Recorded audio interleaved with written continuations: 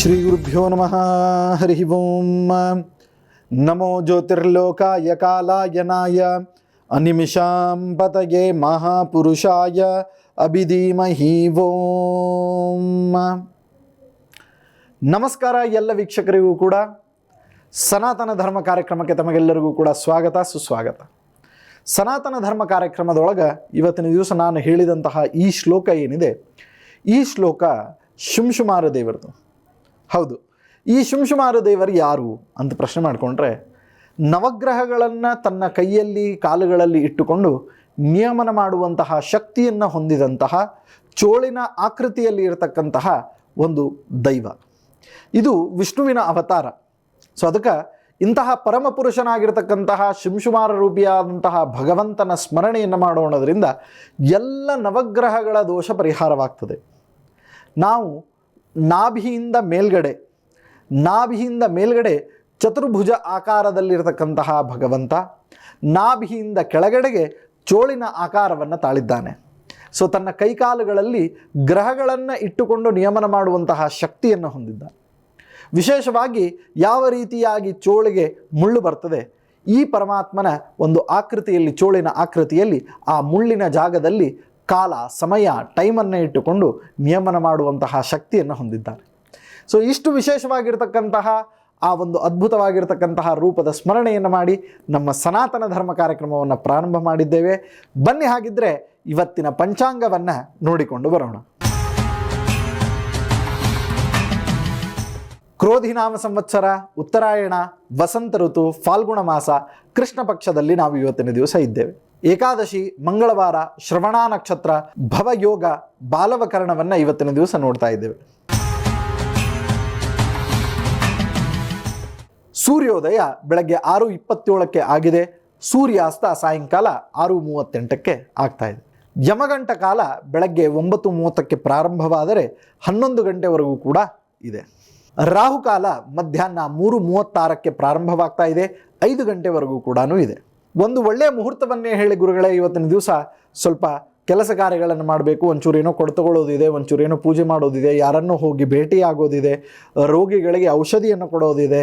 So ಹೀಗೆ ಎಲ್ಲ ಒಳ್ಳೆಯ ಕಾರ್ಯಗಳಿಗೆ ಒಂದು ಒಳ್ಳೆಯ ಮುಹೂರ್ತವನ್ನು ತಿಳಿಸಿ ಅಂತ ಕೇಳಿದರೆ, ಆ ಮುಹೂರ್ತ ನಿಮಗೆ ಸಮಯ ಬೆಳಗ್ಗೆ ಸರಿಯಾಗಿ 11 ಗಂಟೆಗೆ ಪ್ರಾರಂಭವಾಗಿ 12:15ವರೆಗೂ ಕೂಡ ಇದೆ.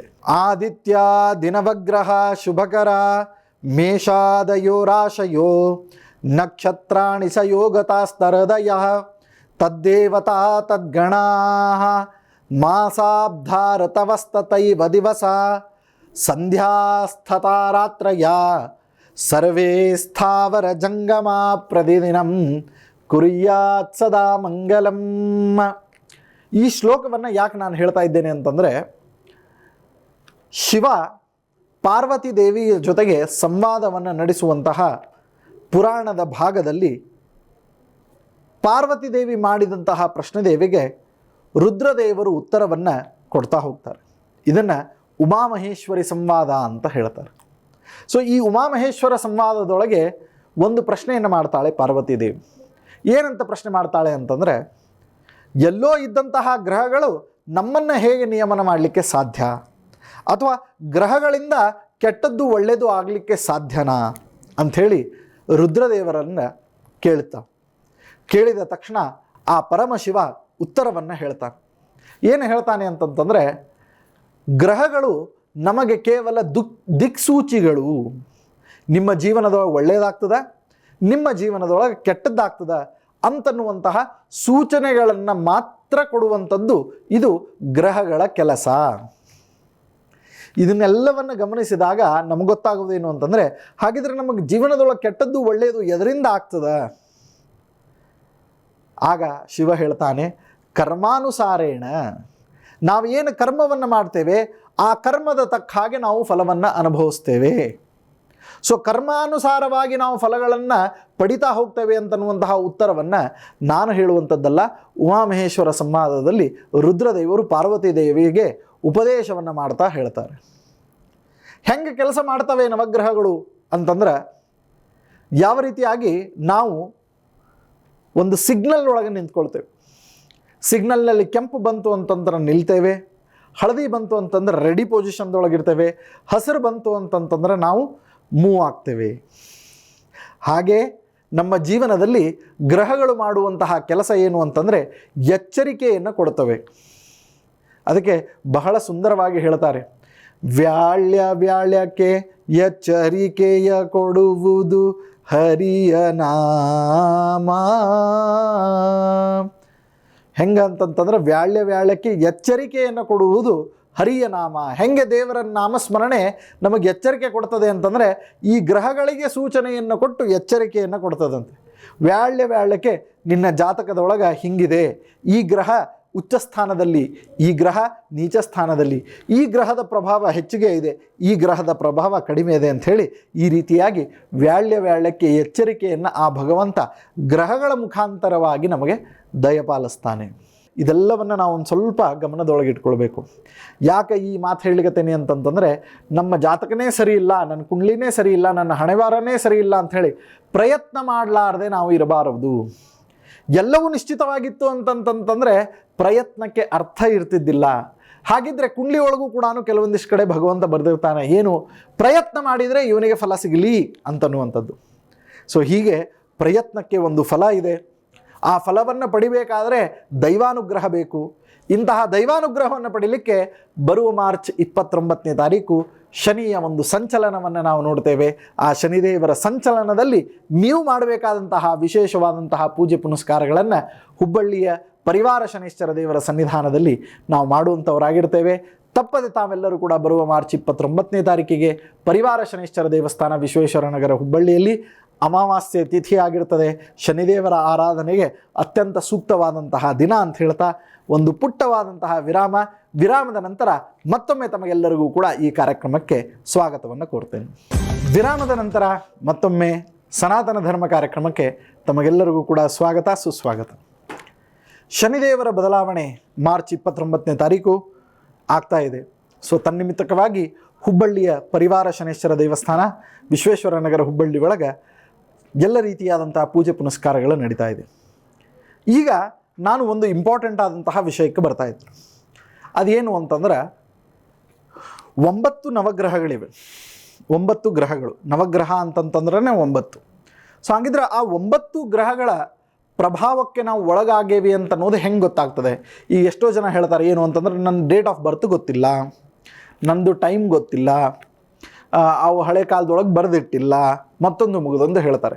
ಹಾಗಿದ್ರೆ ಯಾವ ಲಕ್ಷಣಗಳಿಂದ ನಾವು ತಿಳ್ಕೊಳ್ಬೋದು ಯಾವ ಗ್ರಹದ ಒಂದು ಯುತಿ ನಮ್ಮ ಮೇಲೆ ನಡೀತಾ ಇದೆ ಅಥವಾ ಪ್ರಭಾವ ನಮ್ಮ ಮೇಲೆ ನಡೀತಾ ಇದೆ ಅಂಥೇಳಿ?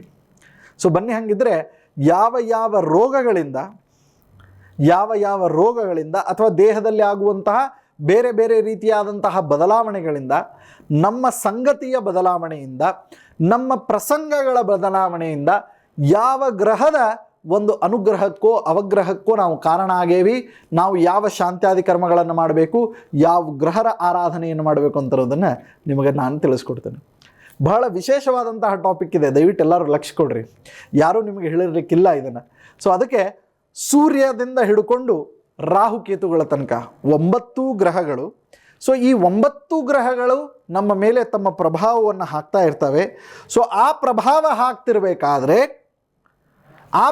ಆಗ್ತಿರ್ಬೇಕಾದ್ರೆ ನಮ್ಮಲ್ಲಿ ಏನು ಬದಲಾವಣೆ ಆಗ್ತದೆ, ಆ ಬದಲಾವಣೆ ಮೇಲೆ ನಾವು ತಿಳ್ಕೊಳ್ಬೇಕು. ಇವತ್ತಿನ ದಿವಸ ನಮಗೆ ಇಂತಹ ಗ್ರಹಗಳ ಒಂದು ಪ್ರಭಾವ ನಡೀತಾ ಇದೆ, ಆ ಗ್ರಹವನ್ನು ನಾವು ಆರಾಧನೆ ಮಾಡಿಬಿಟ್ವಿ ಅಂತಂತಂದರೆ ತಕ್ಷಣದೊಳಗೆ ಆ ರೋಗಗಳು ಪರಿಹಾರವಾಗ್ತದೆ. ಅಥವಾ ಆ ರೋಗಗಳಿಗೆ ನಾವು ಅನುಭವಿಸ್ತಾ ಇದ್ದೇವೆ ಆಲ್ರೆಡಿ, ಏನು ಮಾಡಬೇಕು ಅಂತ ಅನ್ನೋದು ಗೊತ್ತಿಲ್ಲ, ನಮಗೆ ಡೇಟ್ ಆಫ್ ಬರ್ತ್ ಟೈಮು ಗೊತ್ತಿಲ್ಲ, ಜ್ಯೋತಿಷಿಗಳಿಗೆ ಭೇಟಿ ಆಗುವಷ್ಟು ಸಮಯ ಇಲ್ಲ, ಅವ್ರಿಗೆ ಮತ್ತೆ ಭೇಟಿ ಆದ ಅಂತಂದ್ರೆ ರೊಕ್ಕ ಕೊಡಬೇಕಾಗ್ತದೆ, ಅದಕ್ಕೆ ಬೇಡ ಅದಕ್ಕೆ ಒಂದು ಪರಿಹಾರ ತಿಳಿಸ್ರಿ ಅಂತಂತಂದರೆ ಇದು ಬಹಳ ಸುಂದರವಾದ ಅಮೋಘವಾದಂತಹ ಪರಿಹಾರ. ಸೊ ಈ ಪರಿಹಾರವನ್ನು ನಾನು ನಿಮಗೆ ತಿಳಿಸ್ಕೊಡ್ತಾ ಇದ್ದೇನೆ. ಬರ್ರಿ, ಹಾಗಿದ್ರೆ ಸೂರ್ಯನ ಪ್ರಭಾವಕ್ಕೆ ನಾವು ಒಳಗಾಗೇವಿ ಅಂತನ್ನೋದು ಹೆಂಗೆ ಗೊತ್ತಾಗ್ತದೆ ಅಂತನ್ನೋದನ್ನು ನೋಡೋಣ. ತಲೆ ಮತ್ತು ಮೆದುಳಿಗೆ ಸಂಬಂಧಪಟ್ಟಂತಹ ರೋಗಗಳು ನೋಡ್ರಿ, ಸೂರ್ಯನ ಪ್ರಭಾವಕ್ಕೆ ನೀವು ಒಳಗಾಗಿದ್ರಿ ಅಂತಂತಂದ್ರೆ ನಿಮಗೆ ತಲೆನೋವು, ಮೆದುಳಿಗೆ ಸಂಬಂಧಪಟ್ಟಂತಹ ನೋವುಗಳು ಇದು ಜಾಸ್ತಿ ಆಗ್ತದೆ. ಮೂಳೆ ದೌರ್ಬಲ್ಯ ಅಥವಾ ಮೂಳೆ ಮುರಿತ, ಸೊ ಬೋನ್ಸಿಗೆ ಸಂಬಂಧಪಟ್ಟಂತಹ ಏನಾದರೂ ತೊಂದರೆಗಳು, ಅಥವಾ ನೀವು ಎಲ್ಲೋ ಬಿದ್ದರೆ ಫ್ರ್ಯಾಕ್ಚರ್ ಆಗ್ಲಿಕ್ಕತ್ತಿತ್ತು ಅಂತಂತಂದ್ರೆ ಆವಾಗ ಸೂರ್ಯನ ಗ್ರಹಕ್ಕೆ ನೀವು ವಿಶೇಷವಾಗಿ ಸೂರ್ಯಾರ್ಘ್ಯವನ್ನು ಕೊಟ್ಟು ಪೂಜೆಯನ್ನು ಸಲ್ಲಿಸಬೇಕು. ದೇಹದ ಒಳಗಡೆ ಉರಿ ಅಥವಾ ಹೃದಯ ಸಂಬಂಧಿಯಾದಂತಹ ಕಾಯಿಲೆಗಳನ್ನು ನೀವು ಫೇಸ್ ಮಾಡಲಿಕ್ಕತ್ತಿದ್ರಿ ಅಂತಂದರೆ ಅವಶ್ಯವಾಗಿ ಸೂರ್ಯಾರಾಧನೆಯನ್ನು ಮಾಡಿ. ಸೊ ಈ ರೋಗಗಳಿಗೆ ಸೂರ್ಯಾರಾಧನೆ ಇದು ಒಂದು ಪರ್ಫೆಕ್ಟ್ ಆಗಿರತಕ್ಕಂತಹ ಪರಿಹಾರ. ಸೊ ಈಗ ನಾನು ಏನು ತಿಳಿಸಿದ್ದೇನೆ, ಮೆದುಳಿನ ಭಾಗಗಳು, ದೇಹದಲ್ಲಿ ಉರಿ ಮತ್ತು ಹೃದಯ ಸಂಬಂಧಿಯಾದಂತಹ ಕಾಯಿಲೆ ಮತ್ತು ಅದೇ ರೀತಿಯಾಗಿ ಮೂಳೆ ಮುರಿತ ಅಥವಾ ಮೂಳೆಗೆ ಸಂಬಂಧಿಯಾದಂತಹ ಕ್ಯಾನ್ಸರು ಮತ್ತೊಂದು ಮುಗಿದೊಂದು.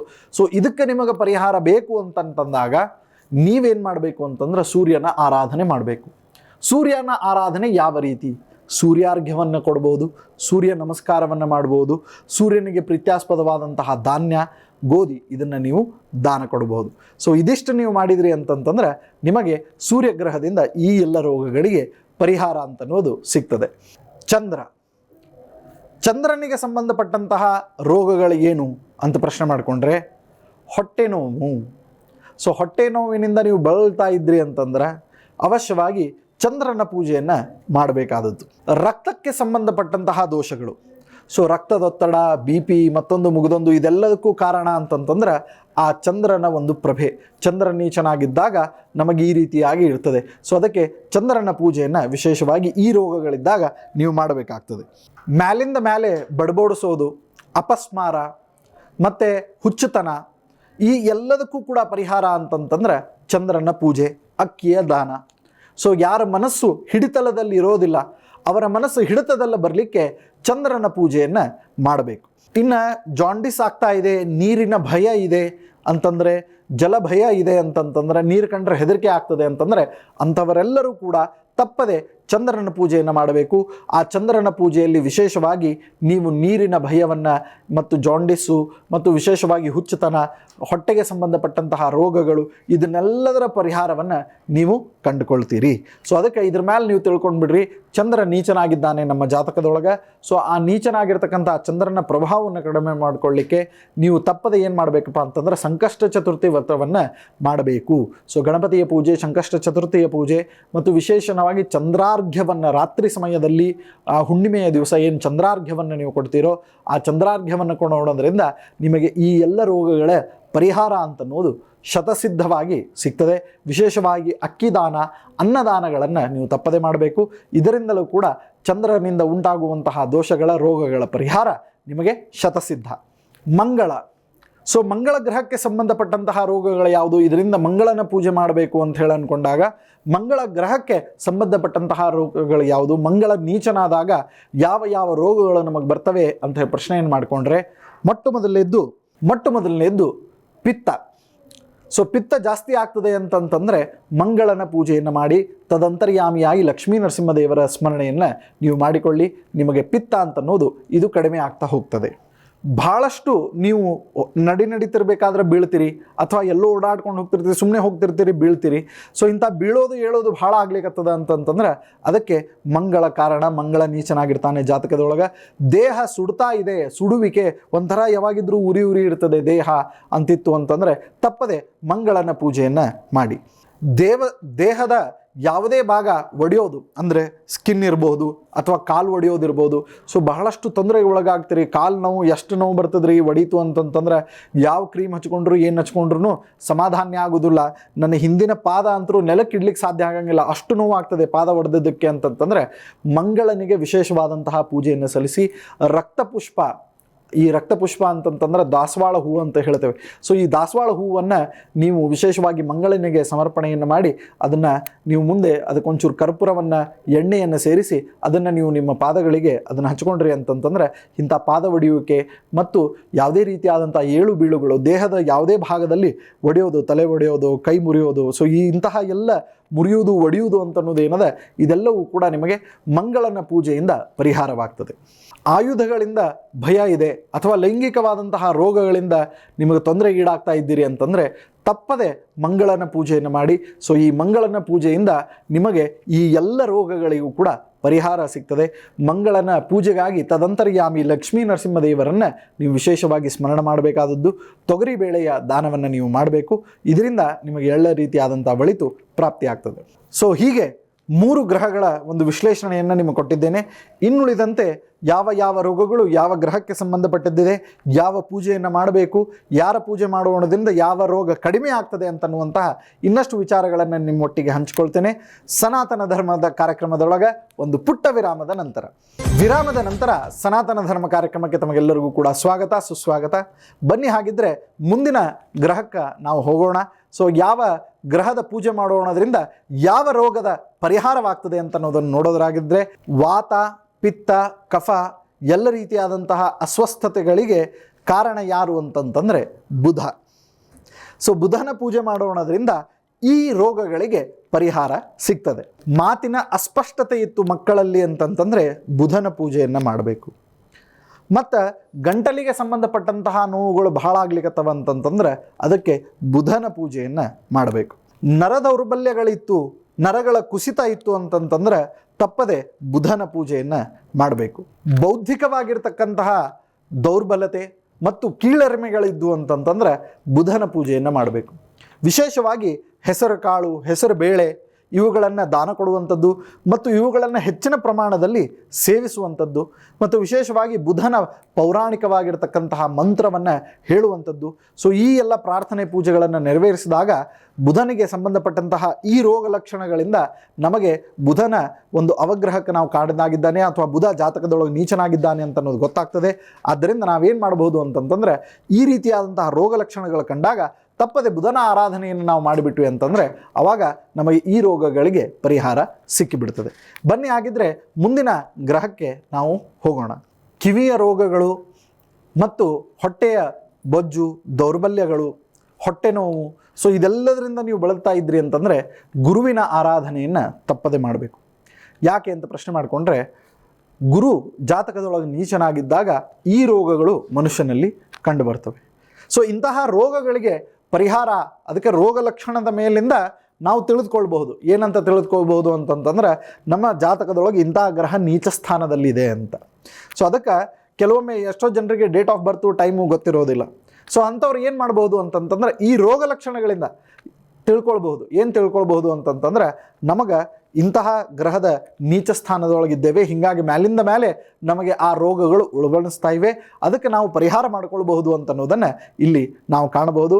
ಹಾಗಿದ್ರೆ ಗುರುಗ್ರಹಕ್ಕೆ ಸಂಬಂಧಪಟ್ಟಂತಹ ರೋಗಗಳು, ಗುರು ನೀಚನಾದಾಗ ಆಗತಕ್ಕಂತಹ ರೋಗಗಳು ಯಾವ್ದ್ಯಾವುದು ಅಂತ ಪ್ರಶ್ನೆ ಮಾಡಿಕೊಂಡ್ರೆ ಈ ಎಲ್ಲ ರೋಗಗಳು ವಿಶೇಷವಾಗಿ ನೀವು ಕಾಳಜಿ ವಹಿಸಬೇಕಾದದ್ದು. ಸೊಂಟ ನೋವು, ಮಲಬದ್ಧತೆ, ಹೊಟ್ಟೆ ಹುಣ್ಣು ಮತ್ತು ಬೊಜ್ಜು ಈ ಎಲ್ಲ ದೌರ್ಬಲ್ಯಗಳಿಗೆ ಗುರು ಕಾರಣನಾಗಿರ್ತಾನೆ.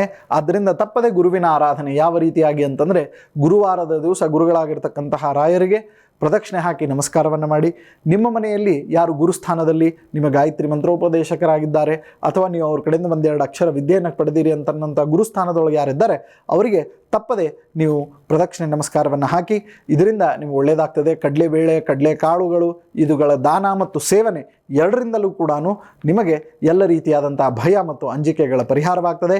ಇದು ಗುರುಗ್ರಹಕ್ಕೆ ಸಂಬಂಧಪಟ್ಟಂತಹ ರೋಗಗಳು, ರೋಗ ಲಕ್ಷಣಗಳಿಂದ ನೀವು ಗುರು ನೀಚಿದ್ದಾನೆ ಅಂತ ಹೇಳಿ ತಿಳಿದುಕೊಂಡು ಈ ಪರಿಹಾರಗಳನ್ನು ತಪ್ಪದೆ ಮಾಡಬಹುದು. ಶುಕ್ರಗ್ರಹಕ್ಕೆ ಸಂಬಂಧಪಟ್ಟಂತಹ ರೋಗ ಲಕ್ಷಣಗಳು ಯಾವ್ಯಾವುದು ಅಂತಂತಂದರೆ ಬಹಳ ಮುಖ್ಯವಾಗಿ ಸಂಸಾರದೊಳಗೆ ಮಕ್ಕಳಾಗಿಲ್ಲ ಅಂತನ್ನೋರಿಗೆ ಶುಕ್ರನ ಆರಾಧನೆ ಬಹಳ ಮುಖ್ಯ. ಸಂಸಾರ ನೆಟ್ಟಗೆ ನಡಿವಲ್ತು ಅಂತಂತಂದರೆ ಶುಕ್ರನು ಕೂಡ ಅದಕ್ಕೆ ಕಾರಣನಾಗಿರ್ತಾನೆ. ಮಕ್ಕಳಾಗಿಲ್ಲ ಅಂತಂದರೆ ಶುಕ್ರ ಅದಕ್ಕೆ ಕಾರಣನಾಗಿರ್ತಾನೆ. ಆದ್ದರಿಂದ ಶುಕ್ರನಿಗೆ ಪ್ರೀತ್ಯಾಸ್ಪದಿ ದೇವತಾ ಆರಾಧನೆಗಳನ್ನು ನಾವು ಮಾಡಬೇಕಾದದ್ದು. ಯಾಕೆ ಅಂತಂದರೆ ವೀರ್ಯದ ಅಸ್ವಸ್ಥತೆಗಳು ಅಂತನ್ನೋದೇನಿದೆ ಇದು ಶುಕ್ರನು ಕೊಡುವಂತಹ ಒಂದು ದುಷ್ಪರಿಣಾಮದಲ್ಲಿ ಒಂದು. ಸೊ ಹಿಂಗಾಗಿ ಮಕ್ಕಳಾಗಲಿಕ್ಕೆ ತಡ ಆಗ್ತಿರ್ತದೆ, ತೊಂದರೆಗಳಾಗ್ತಿರ್ತದೆ.